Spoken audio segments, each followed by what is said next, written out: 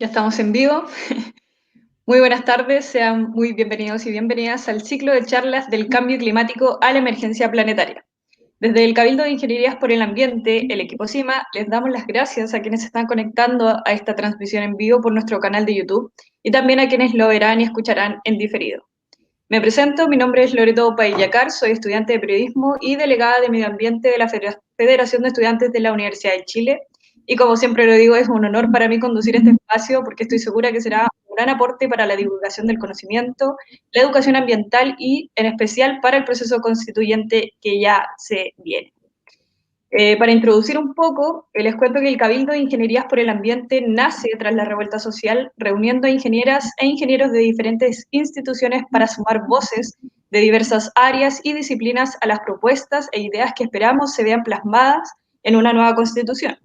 Este ciclo es para concretizar parte de ese objetivo y obviamente el trabajo que hemos ido realizando durante este último tiempo, ya que el cambio climático es un fenómeno que ha estado presente en la historia del planeta desde hace millones de años. En las últimas décadas se ha demostrado que hay una correlación directa con el aumento de las temperaturas del planeta debido a factores como la emisión de gases de efecto invernadero, la actividad fundamentalmente agrícola, la deforestación, entre otras. La comunidad científica en ese sentido determinó recientemente el límite de 2 grados de temperatura como un objetivo a no sobrepasar debido a que temperaturas superiores podrían tener consecuencias irreversibles que hagan inviable la vida en la Tierra, tal como la conocemos hoy en día. Esta tendencia continúa y podría ser explicada porque nuestra civilización no está tomando las medidas efectivas para cambiarla, es decir, estamos entrando en una fase de emergencia climática y ecológica, razón por la cual es nuestra segunda charla, y ante este escenario es que hemos desarrollado este ciclo, que se compone por 3 charlas, denominado del cambio climático a la emergencia planetaria, porque a diario podemos observar que peligran las zonas árticas, los glaciares y los océanos que permiten la vida en el mar, por tanto, la vida en la Tierra. En esta segunda charla, como les comenté, veremos cómo el cambio acelerado del clima por el aumento progresivo de la temperatura del planeta está provocado en forma directa por la acción humana y por tanto la solución posible también dependería de nosotras y nosotros. En ese sentido, el proceso constituyente es una oportunidad, tal vez única, para dejar establecida la prioridad en este punto crucial. Sin más que agregar, pasaré a presentar y le damos la más cordial bienvenida a quienes estarán exponiendo en esta oportunidad. Por un lado tenemos a Eugenia, quien es doctora en Ciencias Biológicas, con mención en Ecología e investigadora del Núcleo Milenio Upwell y del Centro de Ciencia del Clima y Resiliencia CR2. Muy bienvenida, Eugenia. Y por Hola, otro lado, hola Eugenia. Y por otro lado tenemos a Mauricio, quien es abogado, magíster en Derecho Penal y candidato a constituyente por el Distrito 28. Bienvenido, Mauricio, también. Hola, gracias por la invitación. Así que para comenzar, vamos a partir con Eugenia, con la presentación de Eugenia, para luego retomar con Mauricio. Así que la palabra queda para ti. muchas gracias. No estoy segura si se ve también la pantalla, pero bueno, vamos a seguir con esto. Agradecer primero la invitación. Siempre es entretenido hablar un poco sobre los cambios que hemos ejercido como sociedad en nuestro ambiente. Y en realidad yo titulé mi charla, que trataré de hacerla bien breve, como Antropoceno, ¿ya? Yo sé que no es sorpresa para nadie, y eso ya Loreto ya lo adelantó, que el clima ha cambiado, ¿ya? El clima cambia, la cobertura vegetal a la escala geológica es algo natural. Sin embargo, lo que no tiene precedente de los últimos 10.000 años quizás, es que el agente de cambio es la sociedad. Y por eso mismo titulé de esta manera la charla, como Antropoceno, porque el Antropoceno básicamente tiene bastantes connotaciones, pero trata de recapitular un episodio, una parte de la historia de la humanidad y del planeta, que refleja el impacto creciente y acelerado de las actividades humanas sobre la Tierra en competencia con las fuerzas geológicas naturales, e incluso de manera más fuerte, ¿ya? Entonces, cuando nosotros aludimos a este concepto antropoceno, estamos diciendo que el planeta está funcionando de un modo que no tiene analogía en el pasado. Y esto nos centra dentro del contexto, o sea, nosotros estamos provocando este cambio, ¿ya? Y como yo sé que aquí hay varios ingenieros, bueno, al menos el Cabildo es convocado desde las ingenierías, el antropoceno tiene una ecuación, ¿ya? Y es la que vemos acá a la derecha de nuestra pantalla, que básicamente la forma en que cambia el sistema terrestre en función del tiempo ya no es una función de todos estos factores geológicos o naturales, sino que es función de la humanidad, o sea, de nuestras actividades. Por lo tanto, es algo que nosotros debemos ser súper conscientes, quizás no quedarnos con esta fórmula, a algunos les acomoda más que otros quedarse con esto en la retina, ¿ya? Pero sí saber que tenemos responsabilidades.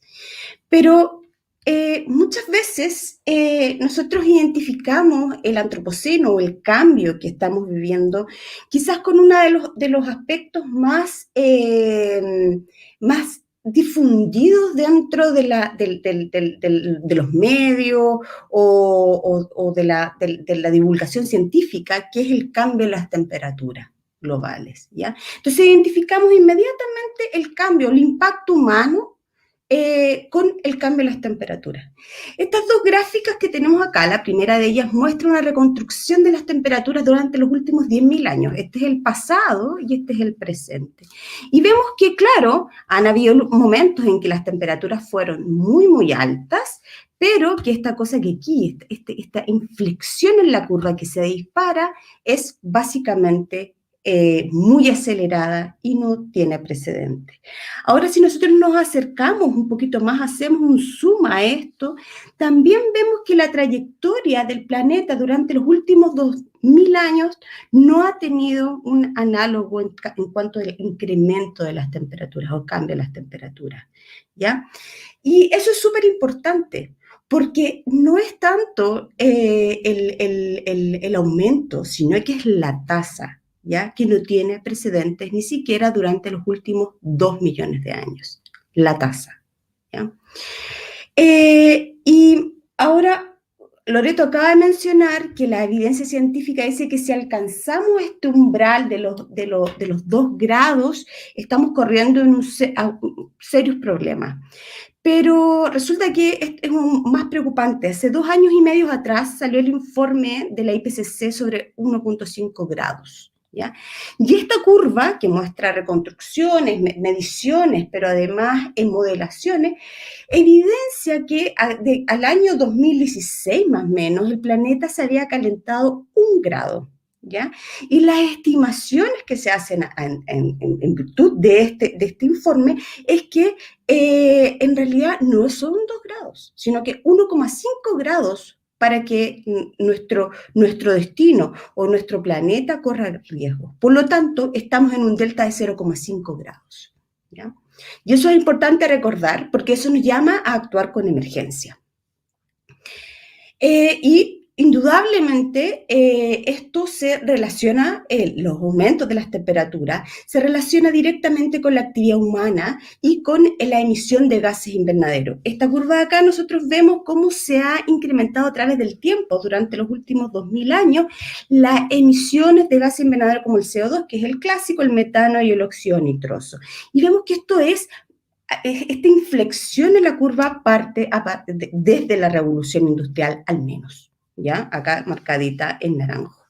Pero lo que más llama la atención es que aun cuando la comunidad científica ha hecho esfuerzos y levantado evidencia indicando que, cuidado, estamos elevando demasiado la temperatura en virtud de las emisiones de gases invernaderos acoplados a otros procesos, como decía Loreto, el cambio de uso de suelos, etcétera, no hemos bajado la tasa de emisiones y a partir del año 60 las emisiones de CO2 superan los máximos históricos, o sea, antes de que el humano comenzase a gobernar el sistema climático, las concentraciones de CO2 no superaban los 300 partes por millón. Pero a partir de los años 60 sí aumenta y hemos alcanzado concentraciones excesivamente altas, que la última medición en enero del 2021 dice que estamos bajo concentraciones de 416 partes por millón. Y eso es preocupante.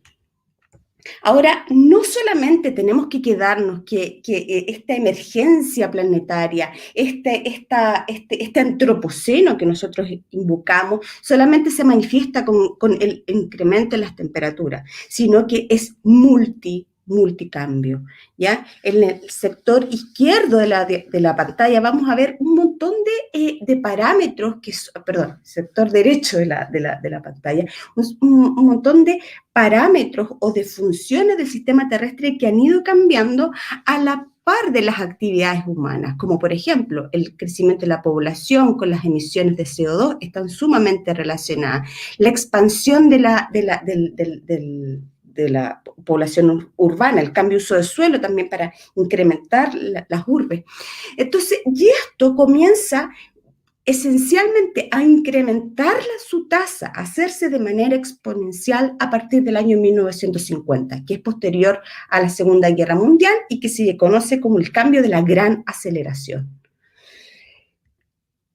Estos cambios de la gran aceleración que son que sin duda también comienzan con la revolución industrial, pero se aumentan a partir del año 1950, ha traído lo que se llama los límites planetarios, o sea, conceptualizar esto de cómo nosotros estamos actuando y cómo eso trae consecuencias para el devenir de las futuras generaciones. Los límites planetarios básicamente corresponden a umbrales sobre factores o procesos súper claves para el funcionamiento del sistema terrestre. Si nosotros traspasamos este umbral, ¿ya? Que está acá, que definió acá, esta rayita segmentada, significa que se pone en riesgo de manera muy acelerada y peligrosa la habitabilidad del planeta. ¿Ya? Y se han identificado 9 límites planetarios en virtud de estos factores como biodiversidad, polución, cambio climático, etc. Nosotros estamos en este momento acá, ¿ya? Justo donde muestra la flecha.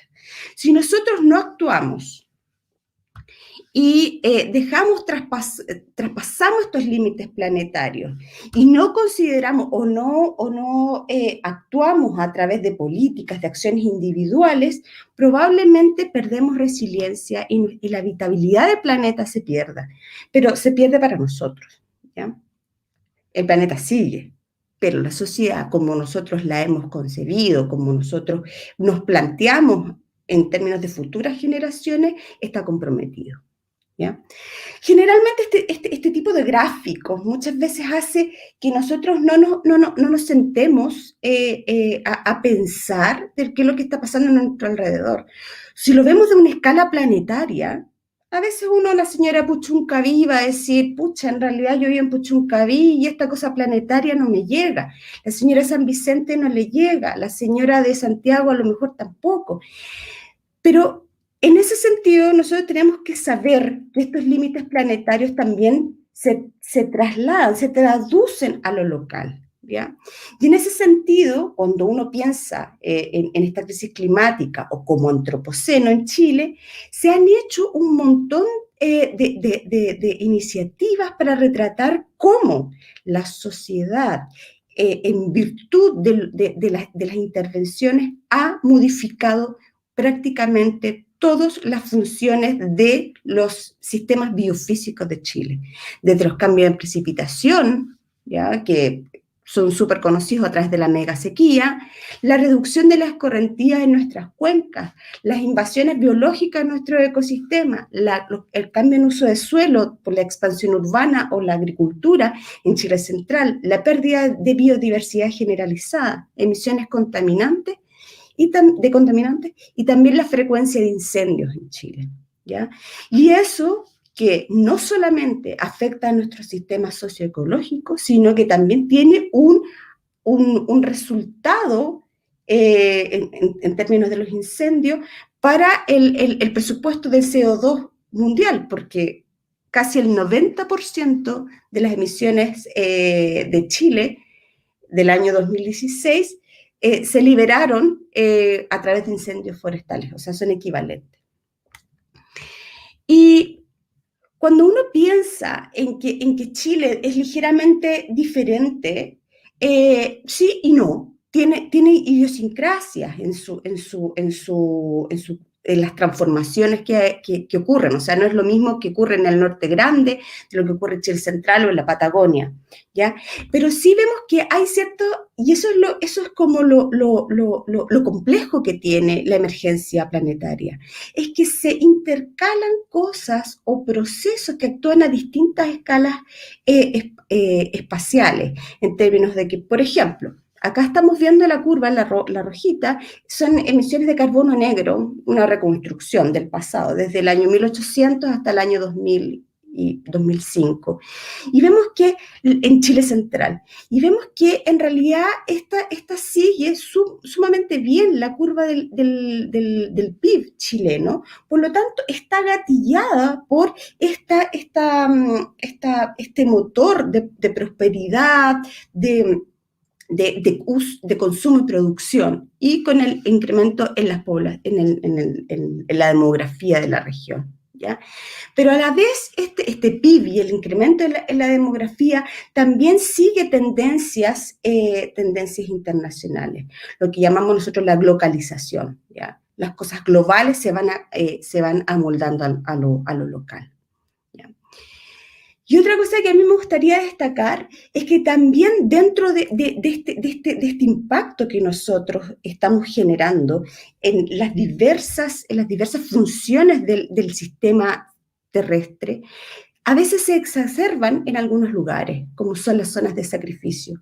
Y en ese sentido nosotros hemos estado relevando información acerca de cómo se manifiesta este cambio planetario en una región de Chile específica que tiene problemas específicos. Y lo que vemos es que básicamente esta curva azul es la curva de reconstrucción de polución durante los últimos 136 años en Puchuncaví, y vemos que sigue muy de cerca el incremento en la extensión del parque industrial, ¿ya? Por lo tanto, está obedeciendo a procesos socioeconómicos, tanto nacionales como internacionales. ¿Ya?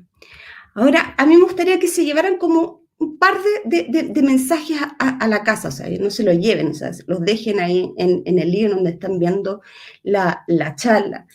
Es que nuestras decisiones y comportamientos han modulado los sistemas biofísicos, tanto planetarios como nacionales y regionales y locales. Y esto ha llevado al antropoceno, que es la emergencia planetaria global, que tiene sus matices locales, lo que hablaba de globalización, lo global se acomoda a lo local, y que derivan procesos que han funcionado ininterrumpidamente, al menos desde la revolución industrial, al menos, eso es más o menos un consenso. Hay gente que lo tira un poquito más hacia atrás, pero es súper atractivo eso. Y tiene síntomas que tienen raíces en procesos que han aumentado en intensidad, lo que es demostrado con la gran aceleración. Y todo esto nos lleva a que no nos quedemos con esto, ¿ya? Sino que debemos replantear nuestra relación con el planeta y los otros. O sea, el otro es desde la señora de la comuna, con otra región, pero también pensar de manera colectiva y transnacional. Y eso es un reto, ¿ya? Es un reto de cómo nos vinculamos de manera íntegra. Y yo creo que en ese sentido también hay que destacar que cualquier determinación que nosotros tomemos tiene que ser pensando en espacios operativos seguros, o sea, para no traspasar estos límites planetarios y que comprometa el futuro de los sistemas socioecológicos chilenos, ¿ya? Y también planetarios. Y también pensar en el manejo sostenible de nuestros sistemas biofísicos. Ya, eso. Muchas gracias. Y les quería dejar algunos recursos y lecturas interesantes en español y que son con bajada a Chile sobre el antropoceno. Bueno, todo lo que les conversé en estos recursos. Gracias. Muchas gracias a ti, Eugenia. Una presentación muy completa de un tema que obviamente da para largo y hay varias preguntas que se están acumulando, así que totalmente igual invitados e invitadas a que las puedan ir realizando para que cuando retomemos después de la charla de Mauricio podamos ir haciéndola y comentándola y conversando sobre todo de los desafíos que plantea y las metas que se proponen desde la comunidad científica. Si son o no eficientes para enfrentar esta emergencia climática y ecológica. Así que ahora vamos a dejar a Mauricio con su presentación y la charla de hoy. Bueno, muchísimas gracias. La verdad es que toda la evidencia científica que existe respecto al cambio climático tiene que tener algún tipo de respuesta a nivel estatal, no solamente a partir de la coordinación internacional que obviamente se requiere para enfrentar un desafío que es global, sino también para los efectos de poder conocer cuál es la situación real que existe en nuestro país, específicamente en relación a cuál es la situación de nuestros ecosistemas y a partir de aquello también la posibilidad de evaluar cuál es el impacto efectivo, real, que materialmente tienen los distintos proyectos productivos que se dan en nuestro país. Y esto involucra contar con una institucionalidad que sea robusta, que sea eficiente, que se funde en antecedentes científicos que sean de calidad y suficientes para poder realizar esta labor. Y esto entonces tiene, por lo tanto, un correlato en lo jurídico, ¿no?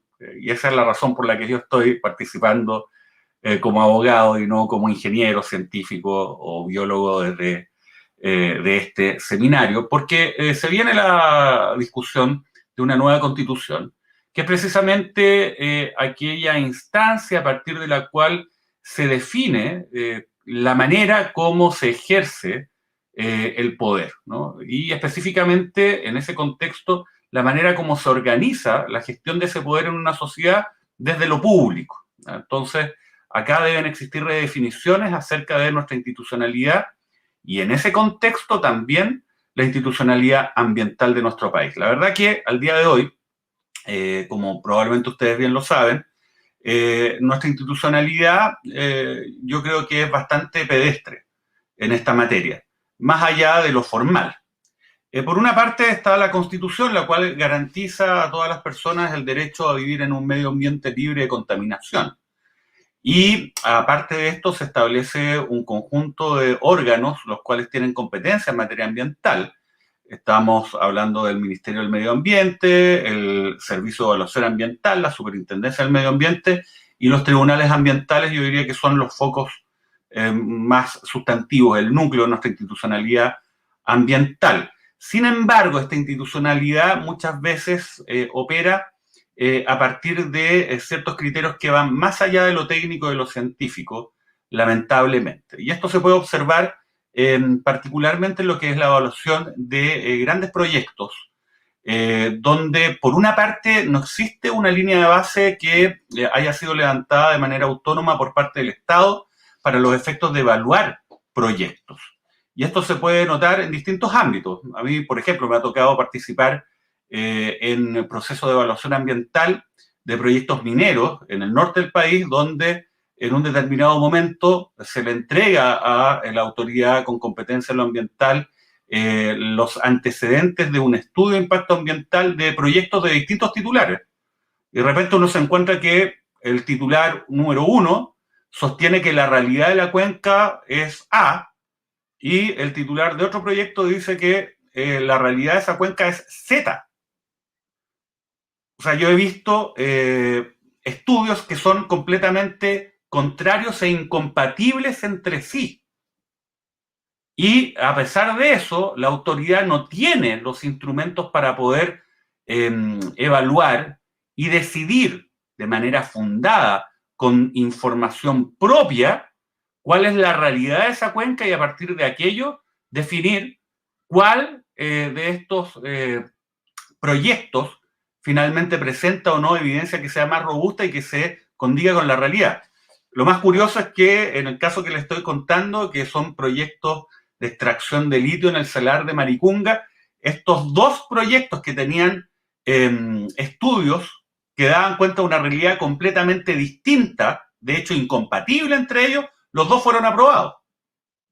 Esa es la insensatez absoluta que da cuenta que finalmente lo que necesitamos también es contar con una línea de base definida por parte del Estado para conocer cuál es la situación de nuestras cuencas, en general, nuestros territorios, para poder evaluar este tipo de proyectos.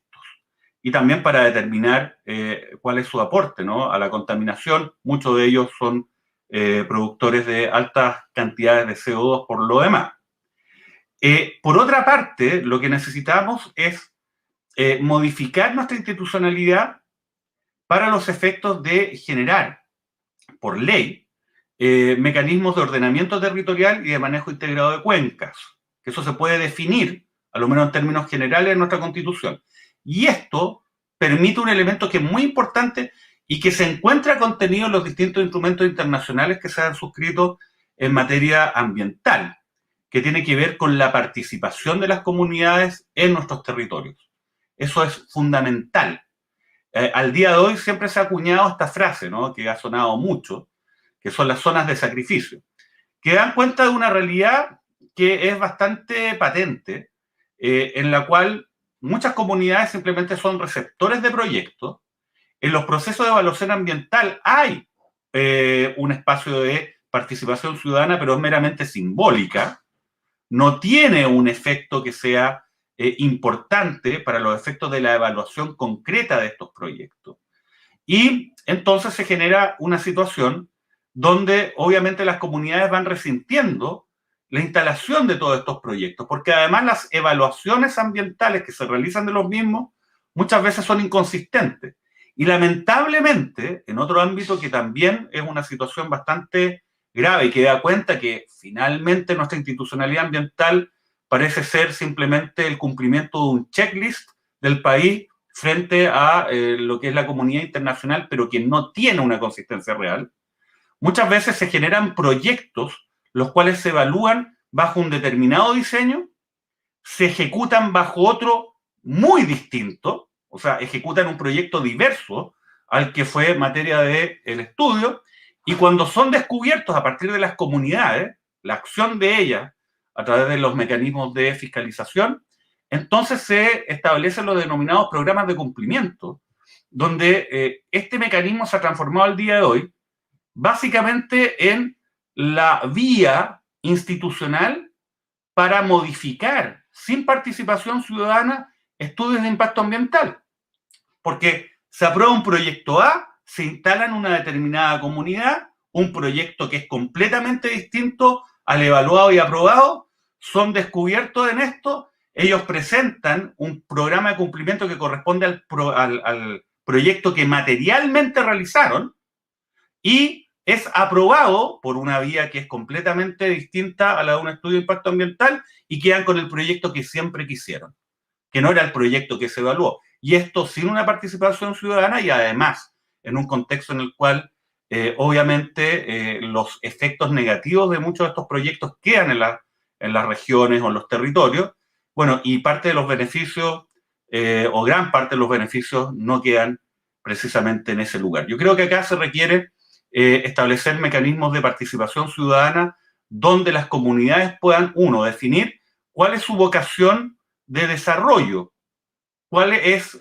básicamente aquello acerca de lo cual la determinada comunidad desea que sea su dirección de desarrollo. Pueden haber comunidades, por ejemplo, acá en la región de Magallanes, en Última Esperanza, en Puerto Natales, hay una vocación de desarrollo turístico, por ejemplo, ¿no? Pero eso lo tienen que definir las comunidades y a partir de eso generar un ordenamiento territorial donde se definan áreas donde determinados proyectos que cumplan ciertos estándares puedan materialmente instalarse y otras áreas en las que esto no ocurra.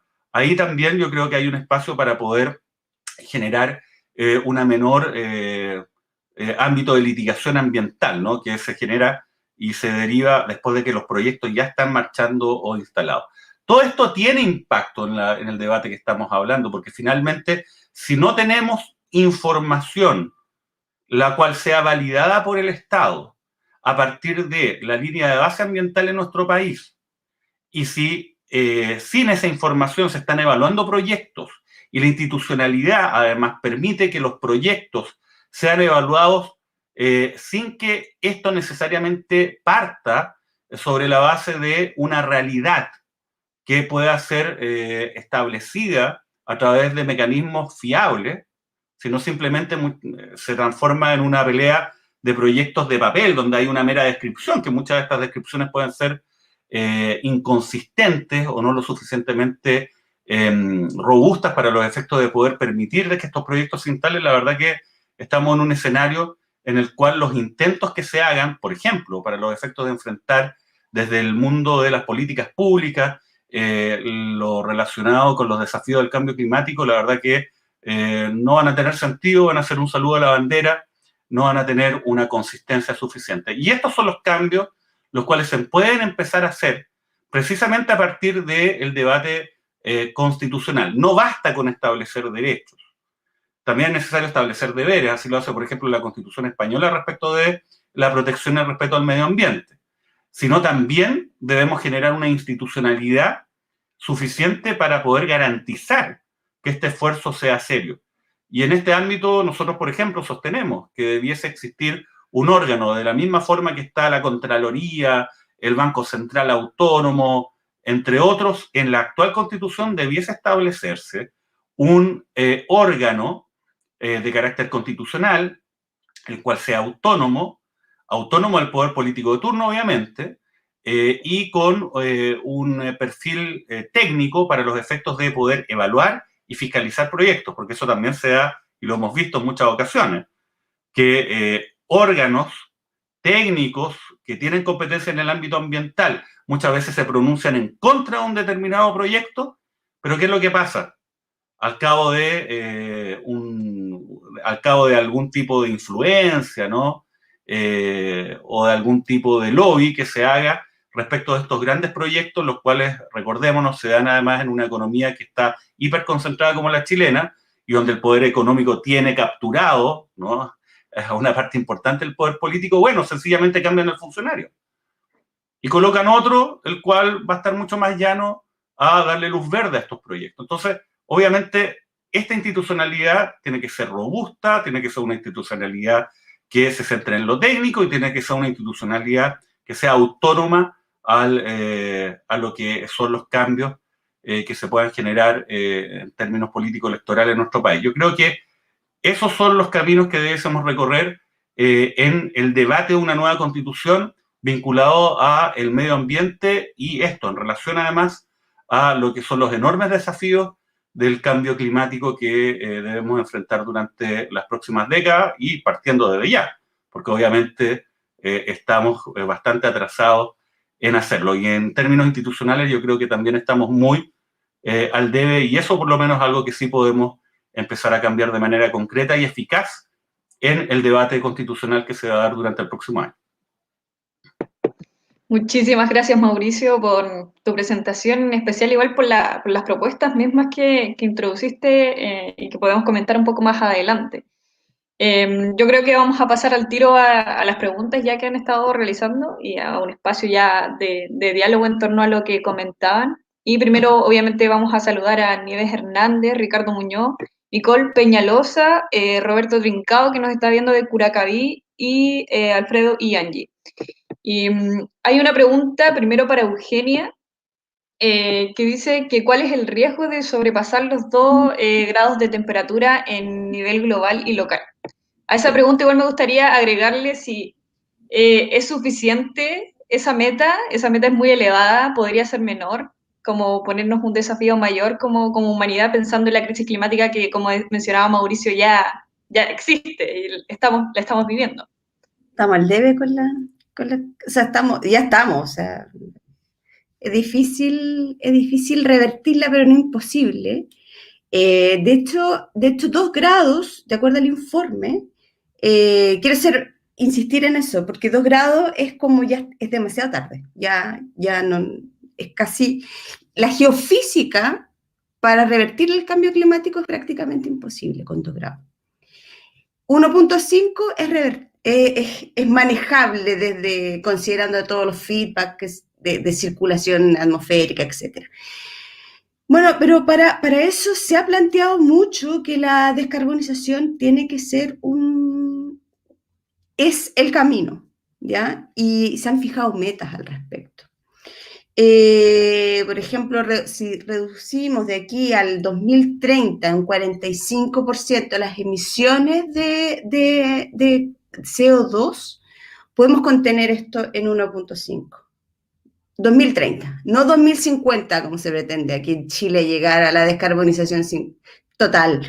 O sea, Chile se comprometió al 2025 a reducir el 30%, pero ponderado por el PIB, o sea, pero igual hay como, está el ejercicio matemático que me tinca que no es lo que necesitamos hacer, pero no lo sé, pero eso es una de las cosas que sí, pero también hay otras cosas que se complementan con lo que dice Mauricio, o sea, no solamente fijémonos en temperatura, fijémonos en las cuencas, en todo el problema que esto trae para el ciclo hidrológico, y para algunas zonas es mucho más dramático que para otras. Por lo tanto, tenemos que pensar de que reducir el CO2 no solamente es para la temperatura, sino que para un montón de otras funciones. Gracias, Eugenia, por la respuesta. Ahora viene una pregunta para Mauricio. Bueno, Angie dice, poner el problema en la evaluación ambiental de proyectos es esencial, como lo comentaba, y dice, ¿qué materia de este nivel puede tener rango constitucional? Como que quede plasmada en una nueva constitución. A ver, yo creo que es necesario establecer una institucionalidad ambiental en la nueva Carta Fundamental. No basta que nos quedemos con una declaración respecto de la protección al medio ambiente dentro del catálogo de derechos y garantías. Debemos establecer, te insisto, un órgano autónomo de rango constitucional que se encuentre con la competencia de evaluar y fiscalizar los proyectos, y generar el diseño. Obviamente esto después baja a rango legal, ¿no? Donde se tiene que dictar una norma de menor rango, pero que concrete, ¿no? Cuál va a ser la planta probablemente de esta entidad, cuáles van a ser los mecanismos formales para recibir o tramitar presentaciones, pero lo relevante es establecer este órgano de carácter constitucional y fijarle, ¿no? este énfasis en lo técnico, ¿no? Porque la única fórmula en que de verdad vamos a poder estar evaluando proyectos, acá los proyectos que tienen mayor impacto al medio ambiente y que por lo tanto también eso se vincula con lo que estamos hablando, mayores emisiones de CO2, son proyectos que habitualmente están vinculados a grandes grupos económicos, ¿no? Y estos grandes grupos económicos tienen capturado a una parte importante del Estado. Eso, ¿no? Tenemos que hablar la realidad como es, ¿no? La realidad como es que hoy día la gestión del poder está radicado ahí, ¿no? Más que en la formalidad de las instituciones. Y por lo tanto, de esa perspectiva, no existe, y te lo digo también, yo soy bien conocido por el tema penal, pero me he dedicado mucho al tema ambiental durante mis años de carrera, estando con proyectos, ¿no? En evaluación ambiental, pero también con muchas comunidades nos hemos enfrentado a proyectos. Y la verdad es que, como te digo, finalmente la institucionalidad pasa a ser simplemente una cuestión secundaria, ¿no? Y eso se da cuando esa institucionalidad está a cargo de funcionarios que dependen del poder político de turno, son permeables, obviamente, a esas influencias. Entonces, si queremos tener una institucionalidad ambiental seria, yo creo que tenemos que partir por definir derechos, deberes, pero también instituciones en la Constitución. Y eso no es nada difícil, ¿no? Basta simplemente tomar lo mejor, sacar lo peor de lo que es la normativa vinculada al Servicio de Evaluación Ambiental y a la Superintendencia de Medio Ambiente y reformularla, ¿no? Y ahí podemos establecer esta institucionalidad. Yo creo que eso es lo que por lo menos nosotros estamos impulsando y queremos impulsar si es que llegamos finalmente a esta convención constituyente. Claro, que ese finalmente sea el camino. ¿Sí, Eugenia? Quería agregar algo. como yo trabajo harto en antropoceno, hay bastantes reflexiones que se ligan con lo que está diciendo Mauricio. Cuando uno se empieza a cuestionar quién es el responsable de la crisis planetaria, de antropoceno, cuando se hacen los análisis a nivel planetario, nacionales y regionales, siempre son un puñado de gente de la población mundial. O sea, es cosa de recordar, por ejemplo, cuando uno habla de las 7 familias, cuando habla de la ley de pesca. O sea, todo esto siempre está concentrado en poderes muy pequeños y terminamos pagando todos. Y algunos más, como la zona de sacrificio. Ellos pagan toda la carga. Claro, finalmente ese puñado que dice Eugenia termina perjudicando sobre todo a las comunidades más vulnerables, que no tienen el acceso quizás a la defensoría para poder impedir que ciertos proyectos se introduzcan en dichas comunidades. En ese sentido, me gustaría hacer una pregunta que igual va dirigida a ambos, que es como desde lo legal y desde lo científico. Desde los científicos se sabe que hay un problema planetario, que estamos en una crisis climática y ecológica, hay evidencia, ya se ha dicho por todos lados, ustedes mismos en sus mismas exposiciones lo han planteado, pero muchas de estas decisiones, sobre todo de los proyectos, pasan por decisiones políticas.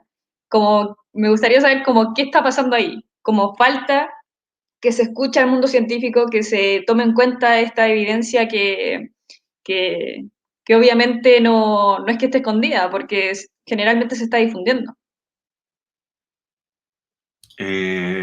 No sé, Eugenia, si quieres parte tú, no hay problema. Puede ser que yo sea una sustanciosa, así que te dejo para... Bueno, a ver. Porque tú entiendes más de eso. Bueno, quizás hace 5 años atrás, cuando uno pensaba si, por ejemplo, la COP25 iba a tomar en cuenta a los científicos chilenos para enfrentar esto, uno hubiese dicho, no hubiese pasado. O sea, se está escuchando, se está incorporando, se están haciendo las mesas, etcétera. O sea, hay una voluntad y hay cosas concretas que sí.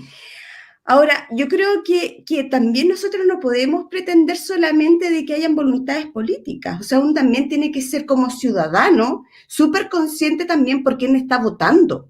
Porque, por ejemplo, si nosotros nos deslumbramos con gente como Donald Trump, por ejemplo, que promete prosperidad, pero tiene cero compromiso, tampoco podemos esperar como científicos, como humanos, como personas que vivimos en un país determinado, que se escuche la evidencia científica. Negacionistas para todos siempre van a haber, pero también nosotros tenemos que hacer un mea culpa y ser responsables por eso.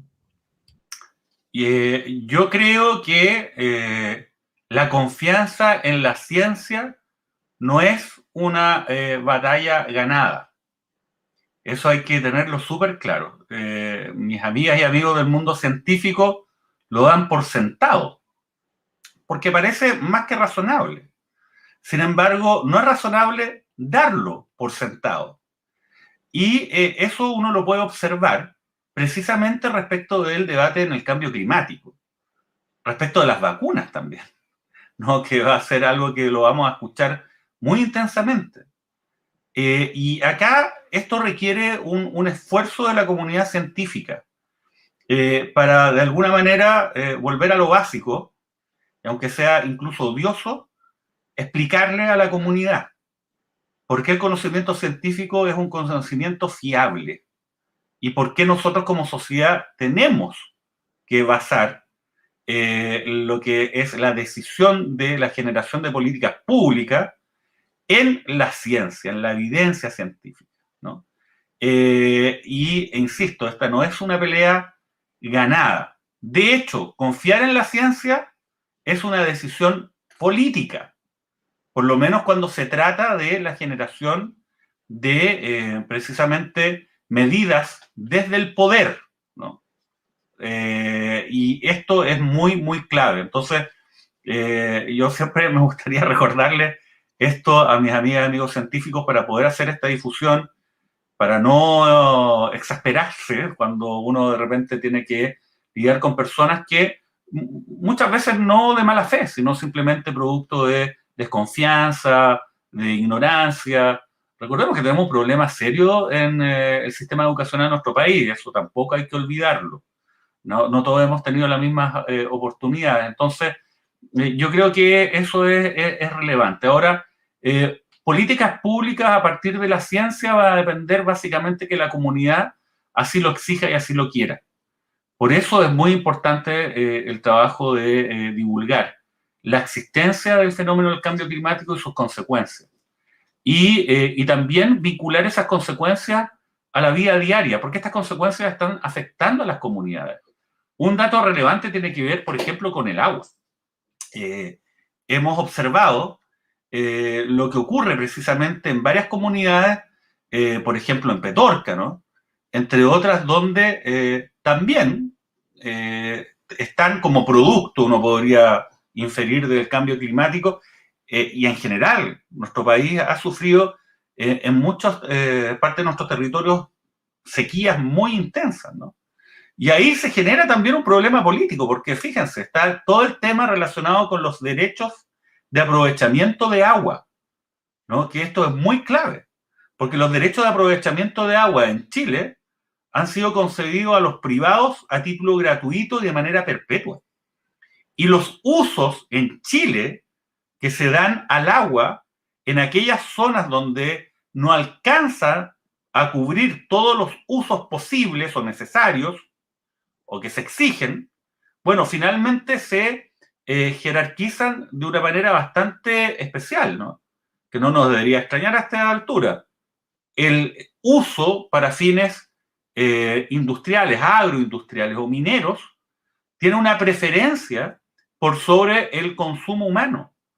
En Chile, el derecho de acceso al agua no es un derecho humano.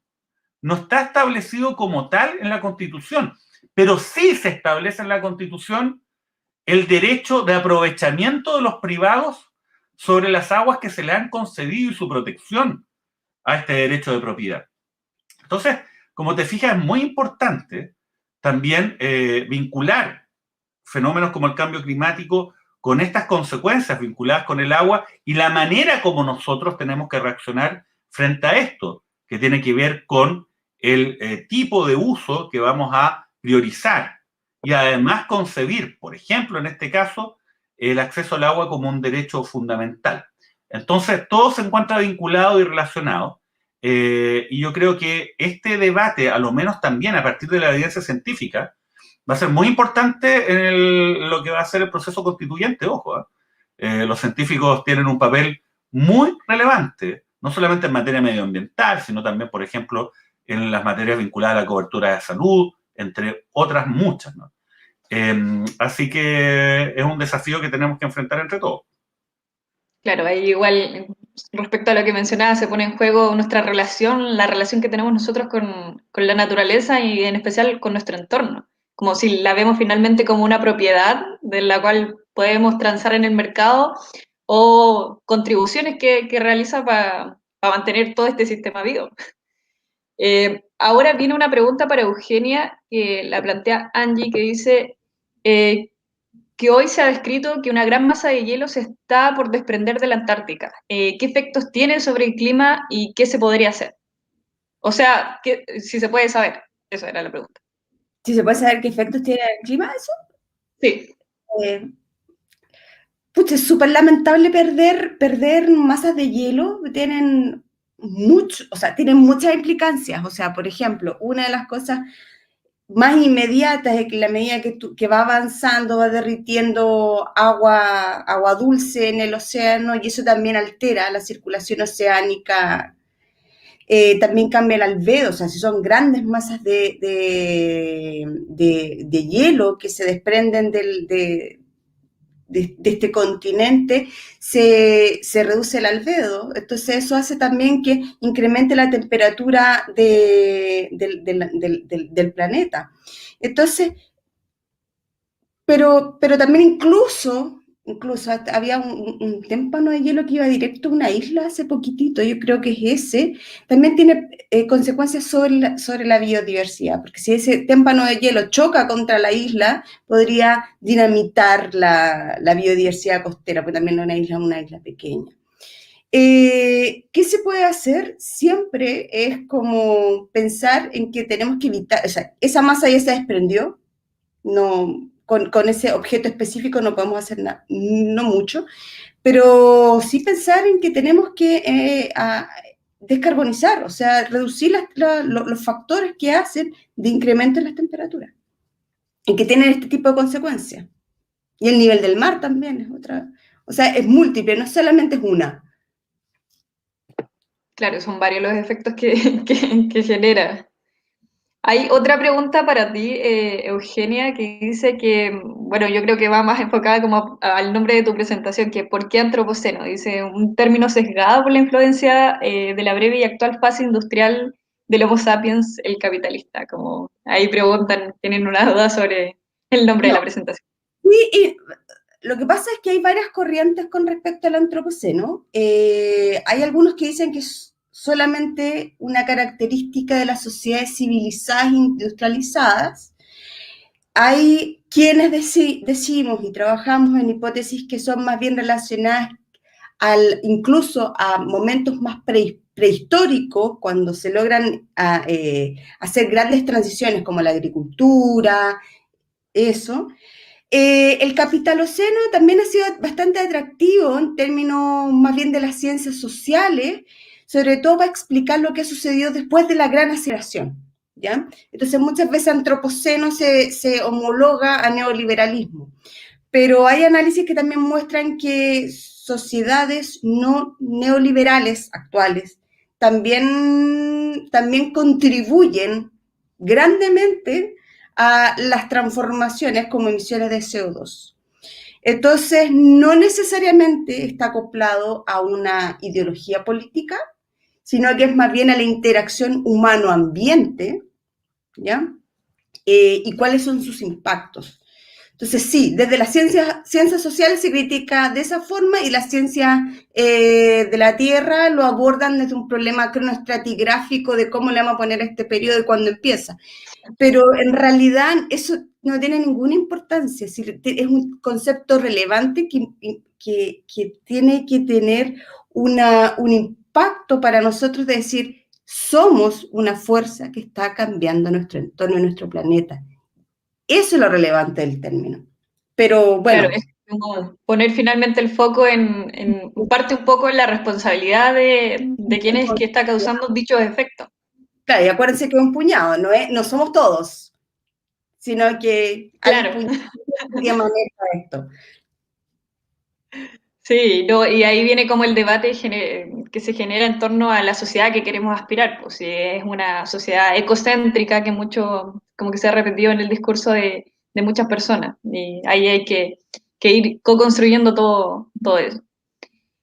Para Mauricio, sobre el órgano que mencionabas para instaurar en una nueva constitución, que es el que vendría como a evaluar, a fiscalizar estos proyectos, ¿se podría integrar o se puede una defensoría ambiental? Porque actualmente existe una, pero es de voluntarios y empujada por voluntades en realidad, pero una defensoría ambiental pública, que igual se ha generado un debate sobre si se podría crear o no.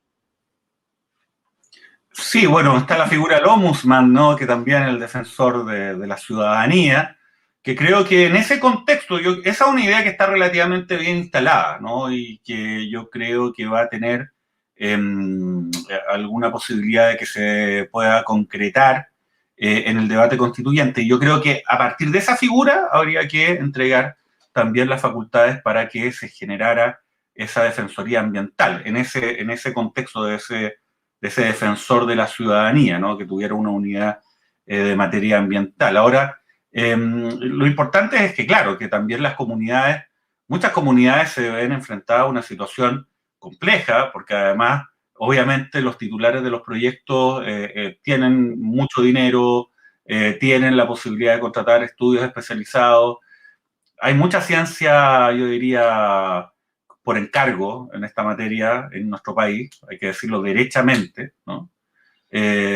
Científicos que se han transformado en una suerte de funcionarios, ¿no? De determinados proyectos, sobre todo en el norte, y en el ámbito minero, ¿eh? Eso es particularmente lamentable.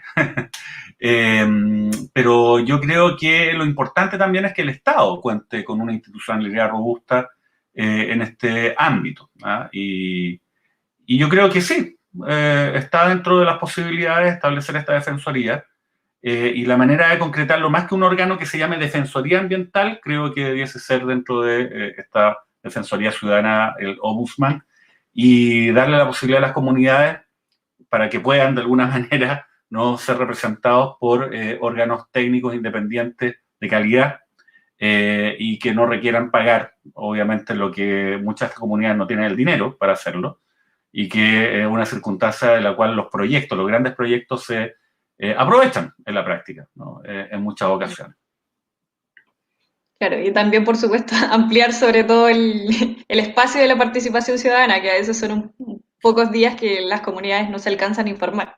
Que sea una participación, fíjate, pero tampoco proyecto por proyecto, eso es bien importante. Yo creo que acá lo que se tiene que hacer es generar esta política de ordenamiento territorial, que las comunidades a priori, antes que se empiecen a instalar los proyectos a priori, fijen cuáles son las áreas en las cuales se pueden desarrollar determinados proyectos y cuáles no. Eso va a acotar la discusión mucho, ¿no? Y en aquellas áreas donde se permitan proyectos, ahí entonces va a haber una evaluación y ahí obviamente también las comunidades tienen que poder participar de una manera eficaz, no solamente como es hoy día, que uno le puede hacer ciertas preguntas al proyecto, ¿no? Y después, bueno, ellos contestan y después uno tiene la posibilidad de ir a un proceso ambiental de reclamación, pero la verdad que al final, fíjate dónde termina el proceso ambiental de reclamación, en un consejo de ministros. ¿Por qué titulares de ministerios, que son órganos políticos, y estas personas que están ahí y que dependen de la mera voluntad del presidente de turno van a decidir una cuestión técnica, una reclamación de una evaluación ambiental de un proyecto? Es ridículo, es absurdo. Entonces, acá tenemos que tomarnos el tema en serio y dejar que haya un ente, como te digo, autónomo, pero que también cuente con un apoyo científico que sea robusto y, sobre todo, independiente.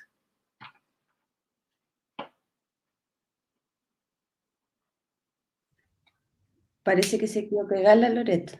Se nos quedó pegada la Loreto porque es muy impactante lo que hemos señalado en esta ocasión. Sí, siempre los teóricos de la conspiración dicen, ¿no? Cuando uno empieza a hablar estas cosas, los sistemas empiezan a fallar y todo el cuento. Remoto, así va a ver, algo va a pasar. No sé. Cuando uno empieza a hablar de ciertos temas, como que ya la transmisión se... Pero eso no es lo que ha ocurrido acá, digamos, así que no se... Ahí creo que estoy de vuelta. Un lapsus de intervención. No hay problema. Ahora viene una pregunta para ambos, que le hace Roberto, que dice considerar a la naturaleza como sujeto de derecho. ¿Será muy loco para la idiosincrasia chilena? En Bolivia, en la nueva constitución boliviana, entre comillas nueva, la que surgió un proceso también constituyente en el país altiplánico, se estableció la naturaleza como sujeto de derecho. La verdad que ahí hay visiones contrapuestas del mundo técnico jurídico, ¿no? Porque se señala que solamente las personas podemos ser titulares de derecho, ¿no? Las cosas son objeto de protección. Pero son ciertas sutilezas que, bueno, tratan de buscar que el tema jurídico, ¿no?, tenga alguna coherencia que muchas veces no la tiene.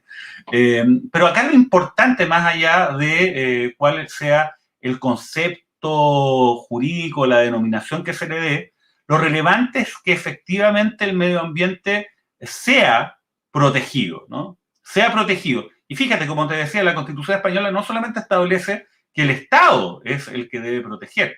En Chile se establece que se garantiza el derecho a vivir a un medio ambiente libre de contaminación, pero no asigna necesariamente obligaciones a los ciudadanos, ¿no? Lo público se arma desde el Estado y también desde la ciudadanía. Entonces también es necesario establecer estos deberes, ¿no? Estos deberes. Pero más allá de la denominación, yo puedo establecer, imagínate, que la naturaleza es titular de un conjunto de derechos y puedo hacer una gran obra literaria, pero si eso no tiene un correlato institucional, entonces vamos a quedar igual o peor que antes, ¿no? Finalmente va a ser simplemente un saludo a la bandera. Lamentablemente en Chile, y es un problema más profundo, ¿eh? pero que tiene impacto en todo, en Chile, a diferencia de lo que ocurre o que lo que debería ocurrir en un Estado democrático de derecho en forma, la Constitución no es el límite del poder. La Constitución se ha transformado en la práctica en un velo del poder. No, no limita el poder real, oculta de alguna forma, disfraza cómo funciona el poder real en nuestra sociedad. Y esto porque las instituciones se encuentran capturadas en la práctica y las instituciones no funcionan para los fines respecto a los cuales se supone han sido establecidas. Y eso ha generado también la desconfianza ciudadana, etc. Si ese fenómeno no lo corregimos, no solamente en materia medioambiental, sino en todo ámbito, la verdad que vamos a seguir exactamente en la misma situación o peor de la que ya estamos hoy día y que ha generado, ¿no?, esta crisis que nos ha permitido poder proyectarnos a este proceso constituyente. Muchas gracias, Mauricio. Hay otra pregunta igual para ambos, de Alfredo. Dice, bueno, sobre todo pensando yo creo que en el modelo de desarrollo que tenemos actualmente, como si hay modelos...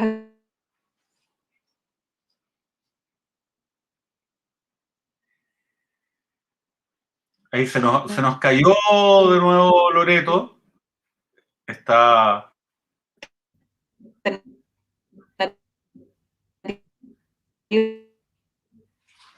Se nos cayó Loreto, increíble. Bueno, ese es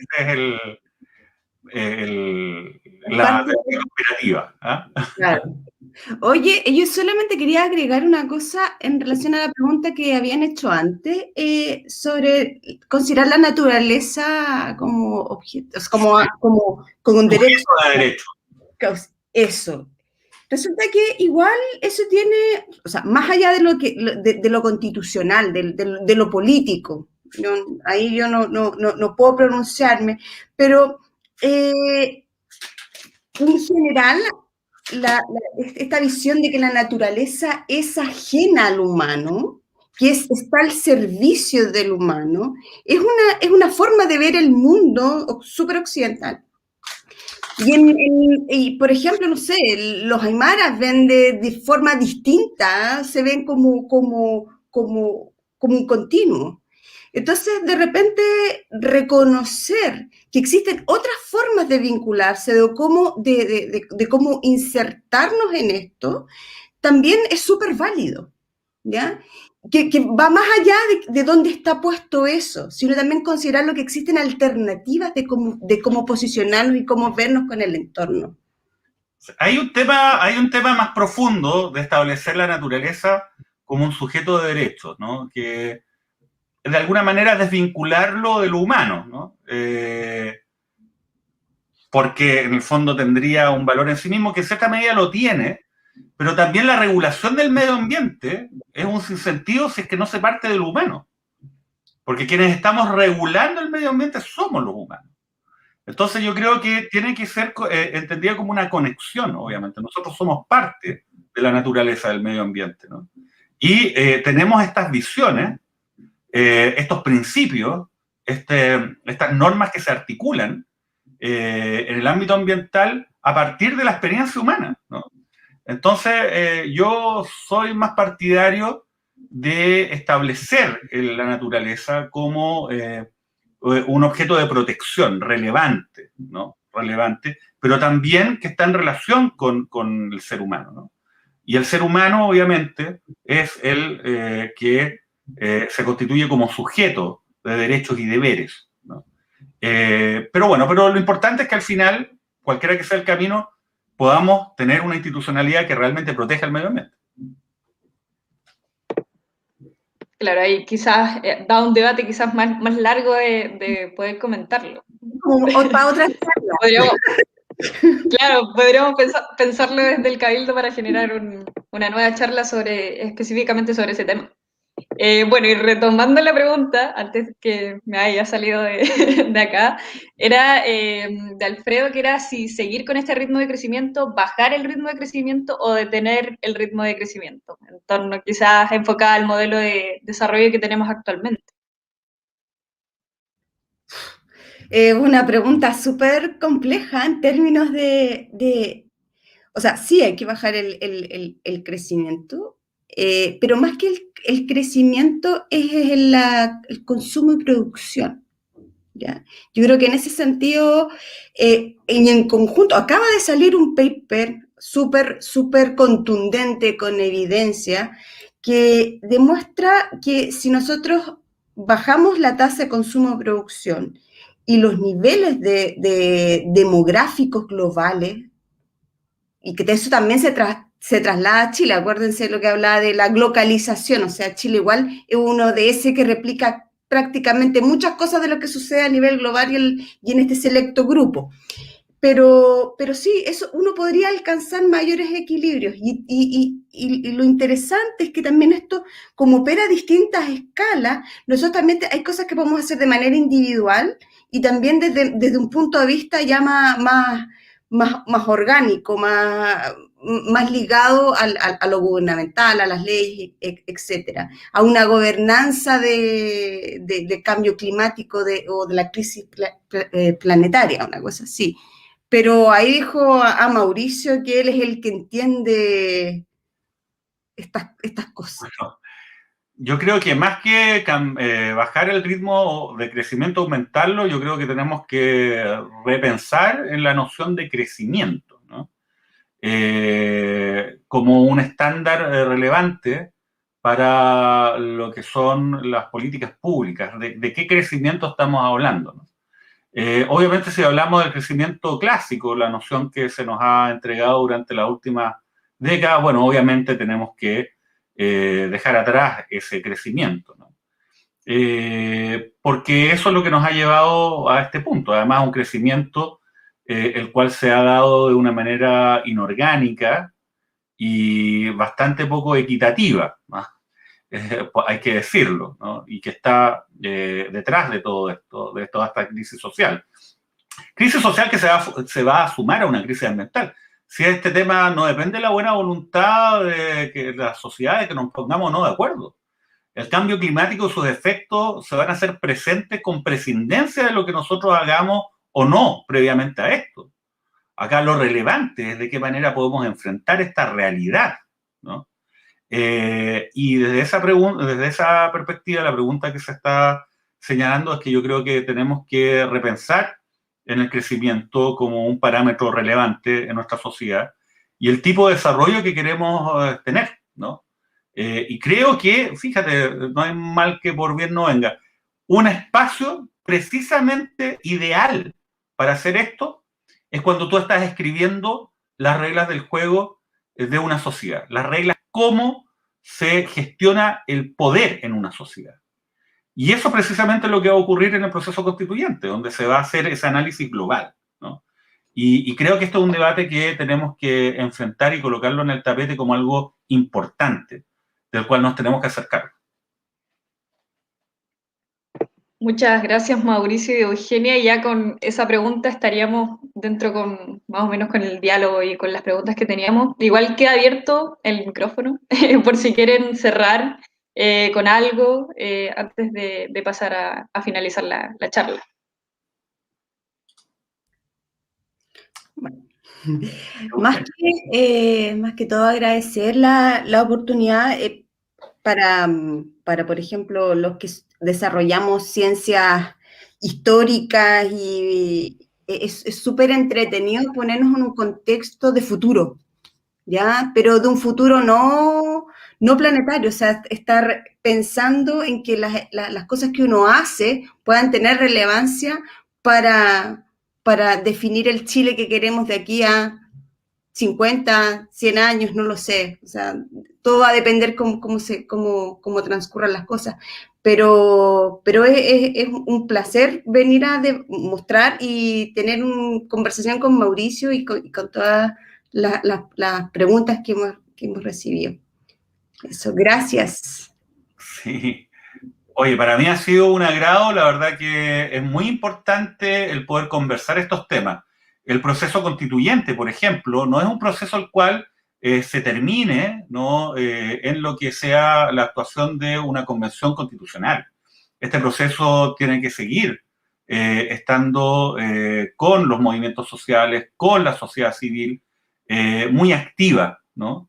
Debatiendo y colocando los temas sobre la palestra. Yo creo que el tema del medio ambiente es un tema muy relevante. Los desafíos del cambio climático están hoy día. Ya como hablábamos con Eugenia, la verdad es que estamos ya tarde para poder enfrentarlo. Y hay un sentido de urgencia, no solamente para poder de alguna manera enfrentar, ¿no? Y de alguna manera también hacer de que estos efectos no sean tan negativos, sino también enfrentar los efectos que necesariamente se van a dar y que ya se están dando, como hablábamos lo del agua.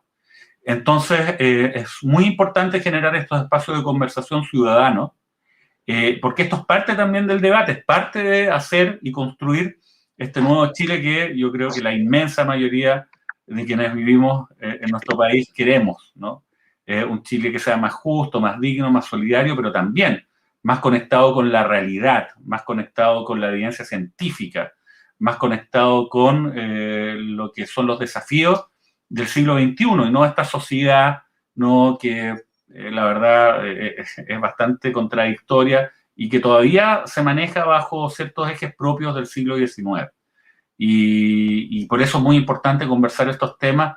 Y así que muchísimas gracias por la invitación y a disposición de ustedes para cuando así lo requieran. Muchísimas gracias, Eugenia y Mauricio, y desde el equipo CIMA y Cabildos esperamos que esta instancia sirva para que todos y todas, sin distinción obviamente, podamos hacernos partícipes plenamente de este proceso histórico, para que existan cambios sustanciales en una nueva legalidad, institucionalidad, economía y formas de relacionarnos con dignidad. Así que, nuevamente, muchas gracias a Mauricio y a Eugenia y todos quienes se conectaron por ser parte de la segunda charla del ciclo del cambio climático a la emergencia planetaria. No olviden, obviamente, suscribirse a nuestro canal de YouTube, ver y compartir los conversatorios anteriores y obviamente, y seguirnos en Instagram como Cabildos Ingeniería-Chile, en Facebook como Cabildo Ingeniería por el Medio Ambiente y en Twitter como Cabildo I. Así que estén pendientes, nos vemos en una próxima instancia. Hasta pronto y muchas gracias nuevamente. Chao. Chao.